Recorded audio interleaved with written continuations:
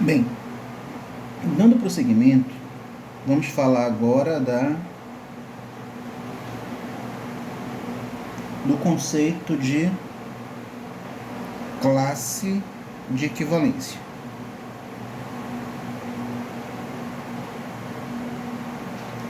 Então vamos continuar aqui. Seja R uma relação de equivalência. Seja R uma relação de equivalência em A. Tá? O que significa dizer que R é uma relação de equivalência em A? Significa que na relação R vale as propriedades reflexiva, simétrica e transitiva. Tá. Agora vamos fixar, colocar assim, fixando um elemento Azinho.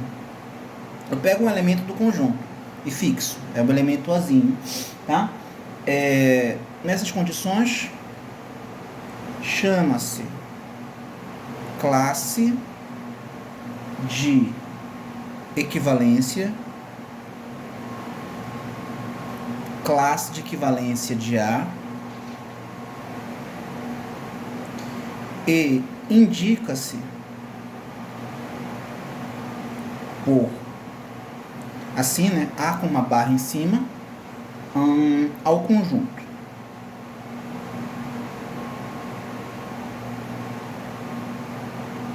Esse conjunto aqui. A classe de equivalência de A é o conjunto de todos os elementos do conjunto A, logicamente, né, que se relacionam com o Azinho. Ok? Então, isso é uma classe de equivalência de A. Para ficar num exemplo, a gente pode novamente trabalhar com as retas paralelas. Vamos supor que R é novamente a relação de paralelismo. E agora o Azinho vai ser a caneta vermelha, tá? Então, quem seria o A barra, né? A classe de equivalência de A. A classe de equivalência de A vai ser o conjunto de todas as retas que são paralelas à reta vermelha. Tá? Por exemplo, aqui, nesse caso, o que você está vendo aqui, né? Que eu quero que você veja, pelo menos, né?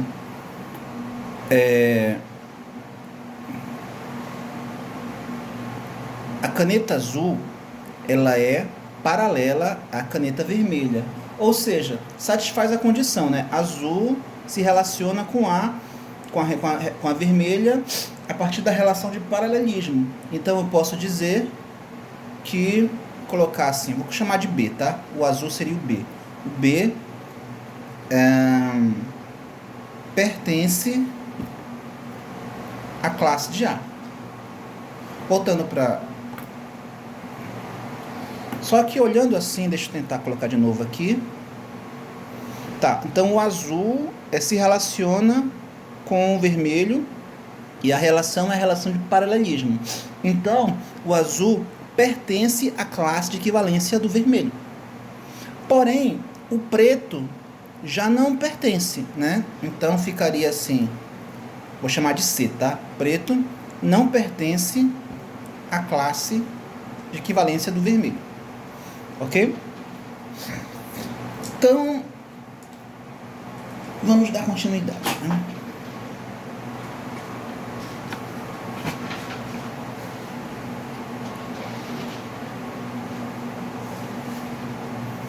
Aqui eu tenho algumas propriedades que nós vamos demonstrar.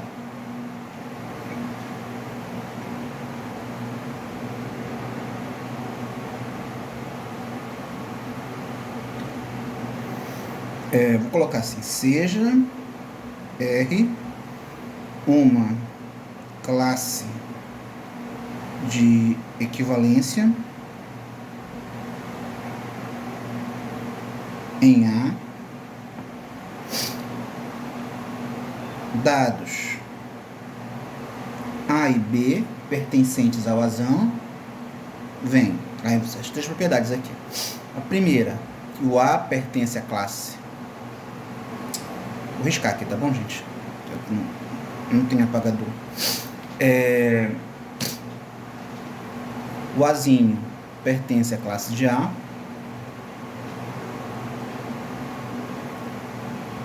A segunda propriedade, se a classe de A for igual à classe de B, isso equivale a dizer que A se relaciona com B. E a terceira diz que se a classe de A é diferente da classe de B, isso equivale a dizer que a interseção entre as duas classes é o vazio. Ok? Então, vamos demonstrar isso.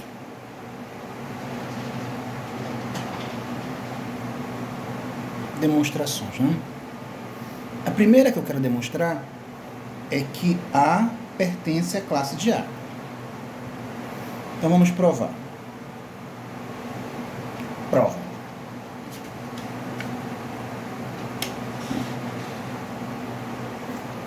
Bem, por definição, você já sabe que a classe de A é o conjunto de todos os elementos que se relacionam com A, ok? Então, logo, eu posso dizer que para qualquer que seja x, se o x pertence à classe de A, isso equivale a dizer que x se relaciona com A, tá? Então, essa equivalência vale para qualquer que seja o x. Se vale para qualquer que seja o x, então eu posso particularizar.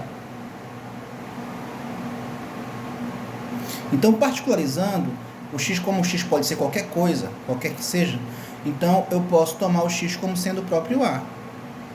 Então, no lugar do x eu vou colocar o A. Ok? Então, agora eu tenho essa equivalência aqui. Vocês concordam comigo que isso aqui é verdade? Sim ou não? Isso aqui é verdade? Sim, é verdade. Por que é verdade? Porque o A se relaciona com A? O A se relaciona com A porque vale a reflexiva. E por que eu sei que vale a reflexiva? Porque R é uma relação de equivalência. Olha, está nas hipóteses. R é uma relação de equivalência. Então, se é uma relação de equivalência, então vale a reflexiva. Então, essa relação aqui é verdadeira. Realmente o A se relaciona com A. Só que aqui eu tenho uma relação de equivalência. Então, o valor lógico daqui tem que ser igual ao daqui. Se aqui é verdade, então aqui é verdadeiro. Portanto, acabou. Logo, o A se relaciona com a classe de A. Provamos. Tudo bem? Então, vamos dar continuidade.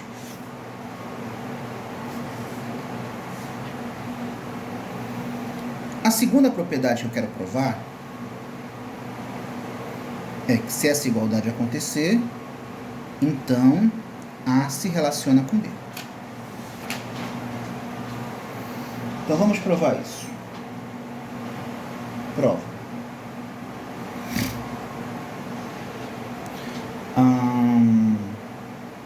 Nós vamos fazer o seguinte. Vamos provar a ida e a volta. Então vamos primeiro provar a ida, né? Seja essa igualdade verdadeira,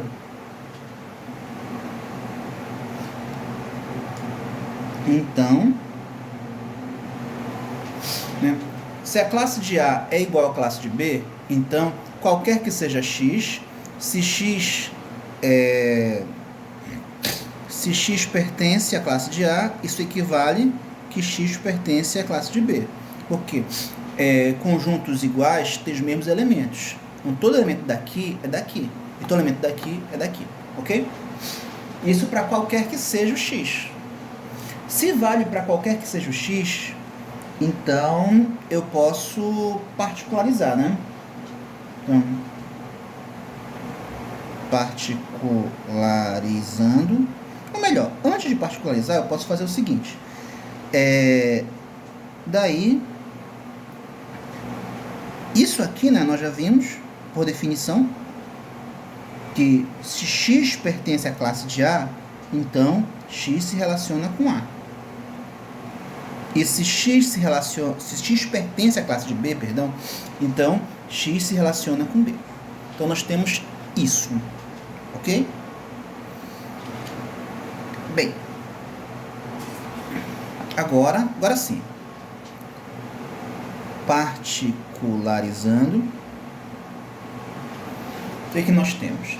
Vale para qualquer que seja o elemento, né? Qualquer que seja o x. Então, no lugar do x, eu vou colocar o a, tá bom? Eu substituo o x pelo a. Posso substituir por qualquer coisa, tá aqui, qualquer que seja, tá? Então, substituir o x pelo a. Ok? Isso aqui é verdade, concorda? Por quê? Porque eu já sei que vale a reflexiva. Se vale a reflexiva, então isso aqui é uma verdade. Se isso aqui é verdade, então, como tem uma equivalência, isso aqui também vai ser verdade. Então, logo, eu posso dizer que o A se relaciona com B. Pronto. Provei a ida, né? Provei que isso implica nisso aqui. Agora falta provar a volta. Falta provar que se A se relaciona com B, então a classe de A vai ser igual à classe de B. Então, vamos fazer a volta, né? Seja A se relaciona com B, e eu tenho que provar a volta, né? Ou seja, eu tenho que provar que a classe de A é igual à classe de B. Bem, para provar a volta, nós vamos lembrar o seguinte. Se A está contido em B e B está contido em A, eu posso concluir que o A vai ser igual a B, concorda?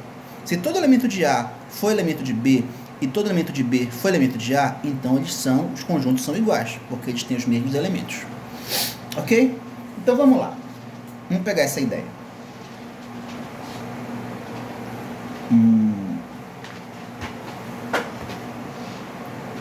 Tá. Então, vamos fazer o seguinte. Eu vou pegar um elemento da classe de A e vou provar que ele está na classe de B e vice-versa, né? Então vamos colocar assim, seja um x arbitrário pertencente à classe de A. Se o x pertence à classe de A, então o x se relaciona com A, concorda? Daí, o que eu posso concluir? Se o x se relaciona com A e o A se relaciona com B, então o x se relaciona com B. Se o x se relaciona com B, assim, por que eu posso fazer isso? Eu posso fazer isso porque eu estou usando aqui a propriedade transitiva, tá? Né? Se R é uma classe de equivalência, então vale a transitividade também. Tá. Agora, se x se relaciona com B, então x pertence à classe de B. Ok? Então, o que eu posso concluir daqui? Eu posso concluir que todo elemento da classe de A é também elemento da classe de B. Então, logo, eu posso concluir que a classe de A está contida na classe de B. Tá? Então, tem essa relação de inclusão. E, analogamente, né, eu posso fazer a mesma coisa para o outro lado. Analogamente, eu posso dizer que a classe de B está contida na classe de A. Logo, a classe de A é igual à classe de B. Tá? E com isso termina essa segunda demonstração, né? Ok? Não sei se... Tudo bem? Não sei se está boa... Está visível, né? Ok. Aí, finalmente, falta a última, né?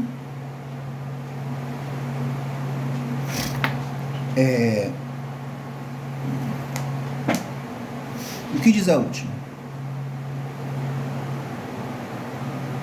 Se a classe de A for diferente da classe de B, isso equivale que a interseção entre as duas classes é igual ao vazio.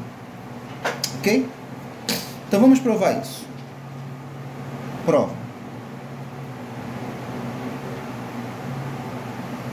Seja classe de A diferente da classe de B, aí eu tenho que provar isso, né? Ok, só que em vez de eu provar isso aqui diretamente, eu tenho que usar isso para provar isso, né? Só que vou fazer o seguinte, em vez de provar isso aqui diretamente, eu vou fazer o seguinte, eu vou trabalhar com redução ao absurdo, né? Eu vou supor que isso aqui é falso, ou seja, eu vou supor que aquilo que eu quero provar é falso, e a partir dessa suposição eu vou chegar numa contradição, né? Que é demonstração por redução ao absurdo, tá? Então vamos lá. Suponhamos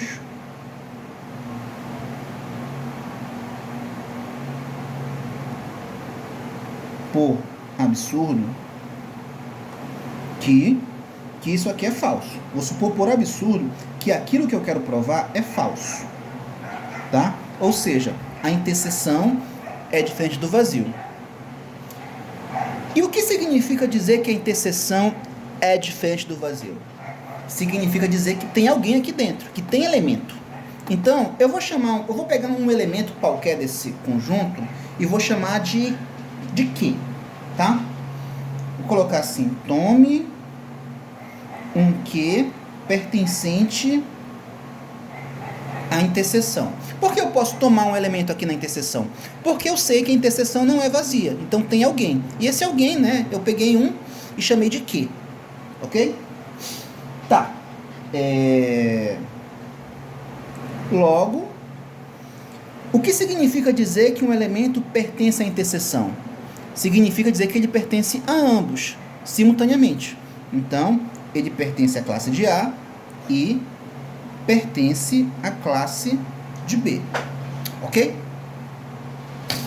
Daí, se Q pertence à classe de A, então Q se relaciona com A. E se Q pertence à classe de B, então Q se relaciona com B. Ok?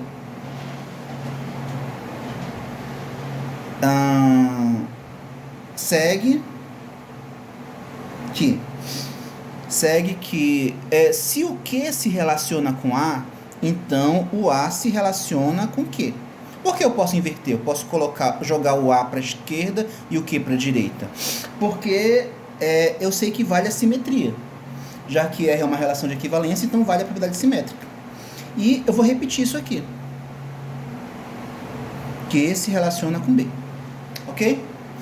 Então, se o A se relaciona com Q e o Q se relaciona com B, então daqui eu posso concluir que o A se relaciona com B. Que propriedade é essa? É a transitiva, né? Se o A se relaciona com Q e o Q se relaciona com B, então o A se relaciona com B. Propriedade transitiva. Então, se o A se relaciona com B, nós já vimos que a classe de A vai ter que ser igual à classe de B. Ora, mas por hipótese, eu afirmei o contrário. Olha, são diferentes, não podem ser iguais. Então, aqui eu estou diante de uma contradição. Então, se eu cheguei numa contradição, então realmente a minha hipótese ela é absurda. Isso aqui é falso. Se isso aqui é falso, se é falso que esse conjunto é diferente do vazio, então significa que ele é igual ao vazio. E com isso eu concluo a demonstração. Portanto, a interseção é igual ao vazio. Provei. Ok? Provei a ida, né? Provei que isso aqui implica nisso. Agora falta provar a volta. Falta eu provar que se essa interseção é vazia, então as classes são diferentes. Então vamos provar a volta para terminar isso aqui.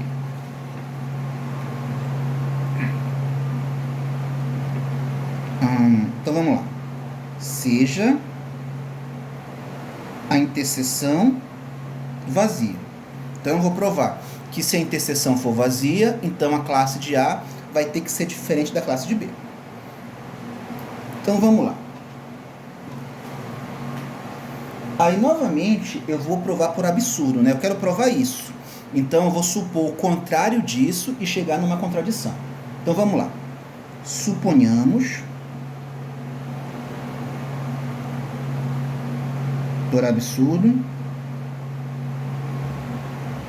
que a classe de A é igual à classe de B. Então, eu estou supondo por absurdo, ok? Vamos lá. Se a classe de A for igual à classe de B, então nós já sabemos que A se relaciona com B, ok?